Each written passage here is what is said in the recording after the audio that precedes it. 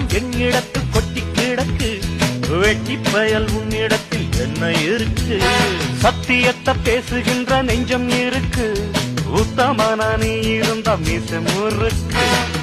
சத்தியத்தை நம்பி லாபம் இல்லே தம்பி, நிச்சயமா நீதி வெல்லும் ஒரு தேதி. உன்னாலதாது அவேகாது, கொஞ்சம் தானே வெந்திருக்கும் மிச்சம் வேகட்டும். என்னம்மா கண்ணு சௌக்கியமா? ஆமம்மா கண்ணு சௌக்கியம்தான்.